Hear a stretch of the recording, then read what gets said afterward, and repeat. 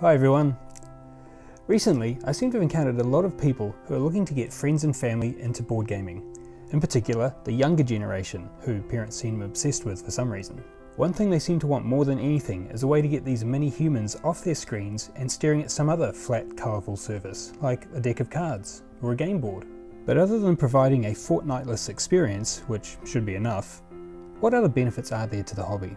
What follows is by no means an exhaustive list of the benefits of board gaming, but it does contain a few salient points that I feel are worth mentioning.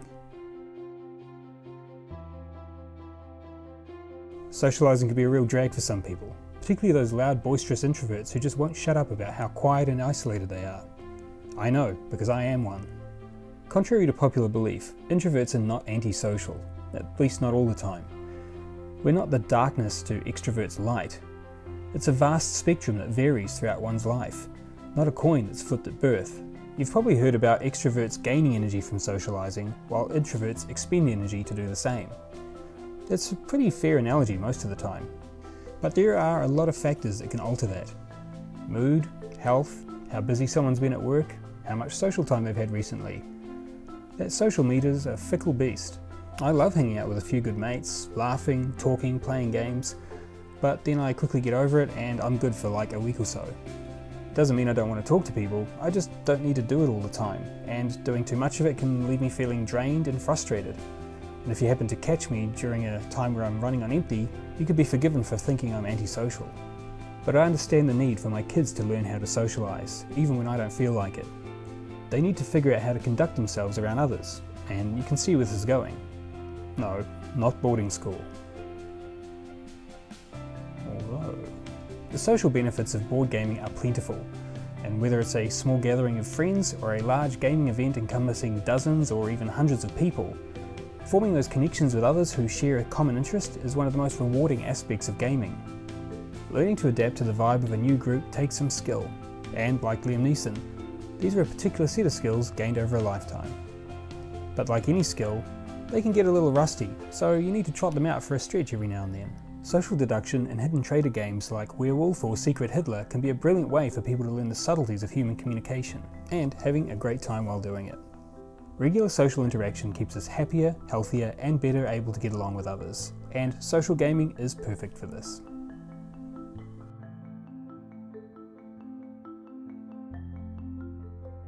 Board gaming can be a great way to explore and enhance individual values.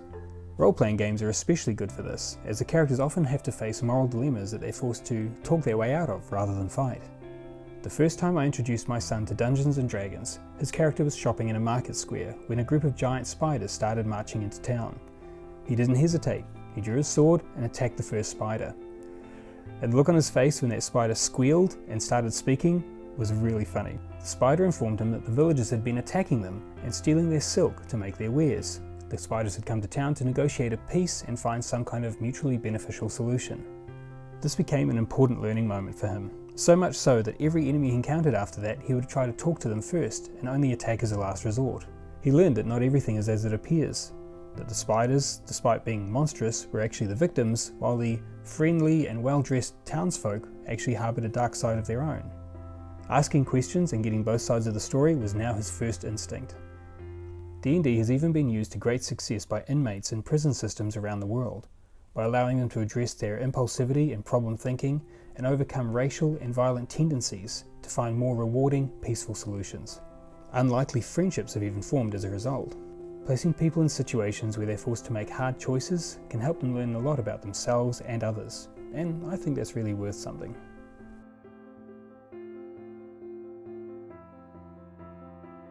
I suck at math, and it's something I've tried to address in the past, but I've come to accept I really just don't have a knack for numbers. Yet I have no trouble figuring out probabilities and statistical likelihoods when it comes to board gaming.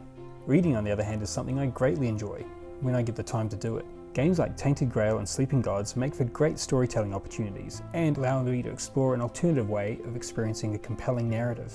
Younger players can stretch their literacy and numeracy muscles by way of simple tasks, such as reading the text on a card, or adding up their score at the end of the game, which can really help young learners. They're engaging both hemispheres of the brain while gaming, and they're learning without feeling like they're being taught. Gaming helps them to explore knowledge contextually rather than as a series of abstract equations in a textbook. They're applying their knowledge to a situation which makes sense to them. There are a ton of games out there that help with spelling, reading and mathematics. Bananagrams, for example, is a great way for kids to get their heads around letter sounds and combinations. And pretty much any game where you're rolling dice or adding up a score can help with their math skills. Without too much effort, kids will soon find themselves applying these skills without even realizing it.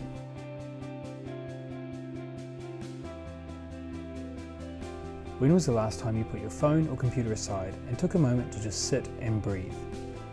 This fast-paced world we live in doesn't often allow us the luxury of doing nothing. And those rare times that we do, we're often made to feel guilty about it. My favourite aspect of board gaming is that it allows me to focus on a singular task, giving it my full, undivided attention.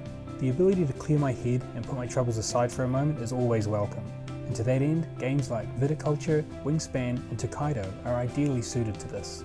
These are games that don't contain the horror of Cthulhu, the stress of social deduction, or the violence of a zombie horde. I can put on some relaxing tunes, kick back and engage in some gentle winemaking, imagining myself walking through the sun-dappled grapevines, or perhaps surrounding myself with the sound of bird songs as I try to catch sight of a duck-billed batarang. I don't know all the bird names, but I'm sure that's one. The skill of mindfulness, slowing down and taking time to clear your mind, has immense physical, mental and emotional health benefits. And like a typical Mary Sue, this is yet another thing the board game hobby does so well. In our technological age, conditions like repetitive strain injury and carpal tunnel syndrome are becoming more common. We love our devices, but they're not always doing us a lot of good physically. Getting back to a more analog experience can allow for a variety of movement, allowing our hands and wrists to remain supple and retain a full range of motion. Games like Crokinole, Jenga and Clask can aid in hand-eye coordination and improve manual dexterity. This doesn't just help kids, almost anyone can improve their fine motor skills through board gaming. Even something as simple as learning how to shuffle cards or fan them out in your hand can be immensely beneficial. For someone who plays as many games as I do, I am terrible, like shockingly bad, at shuffling cards. It's a mess. I just move them around. Just that. Shuffle. Done.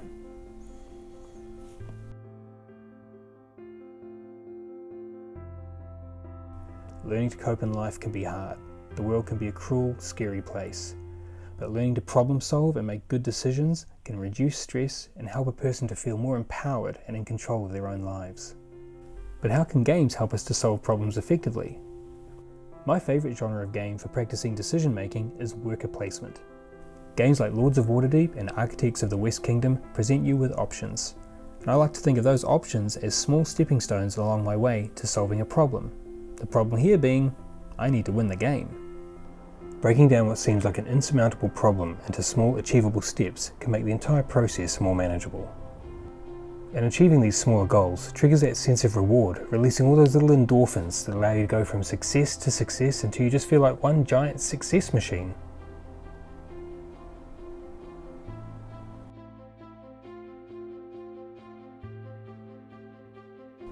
But, good or bad, decisions always have consequences. And it may be that you ended up doing everything right and still didn't meet with success. It doesn't mean you were wrong to try. But now, you must face the consequences of your actions, and for some, they can be a bitter pill to swallow. The very first lesson I taught each of my kids when getting them into board games was how to win and lose well. No one wants to play with a sore loser. I've played games with people who clearly never learned how to win or lose gracefully, and as such, those people weren't invited to our table again. Being humble in victory and gracious in defeat can inform others of the quality of your character. Learning to deal with strong emotions, not losing your temper, and learning to cope with adversity are important life skills. As such, I tend to subscribe to Wheaton's Law. Don't be a dick. Covers a lot of ground. So, those are my inane ramblings. I hope you've enjoyed this video, and I'd love to hear your thoughts on the benefits of board gaming. Please do subscribe, give a like if you feel it's deserved, and I do look forward to reading your comments here, or you can chat with myself and others over on the Game Kings Gamers Facebook group. Hope to see you there. The link is in the description below. In the meantime guys, thanks for joining me, and I'll see you next time. Bye for now.